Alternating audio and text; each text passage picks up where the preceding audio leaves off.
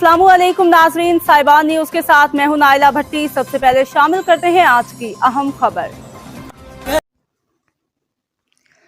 शामिल करते हैं लाहौर से, जहां सऊदी अरब से आए हुए उभरते rising star cricketer allrounder Abdullah Babar, जो Pak Saudi international company private limited के मालिक और चीफ एग्जीक्यूटिव हैं, कज़ाफिया स्टेडियम लाहौर में पाकिस्तान क्रिकेट बोर्ड की president trophy grade second cricket department की मीटिंग में शिरकत की। पाकिस्तान क्रिकेट बोर्ड की जानिब से कज़ाफिया स्टेडियम लाहौर में इजलास का इनेकाद किया गया, जिसमें क्रिकेट डिपार्टमेंट के सरबराहान ने शिरकत की।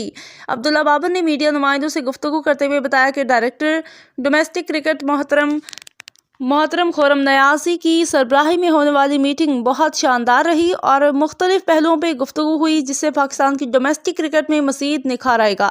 उन्होंने पाकिस्तान क्रिकेट बोर्ड का शुक्रिया अदा करते हुए कहा कि इस किस्म की मीटिंग्स जारी रहनी चाहिए। अब तक के लिए इतना ही। मज़ीद खबरों और अपडेट से बाखबर रहने के लिए देखते रहें साहिबान न्यूज़।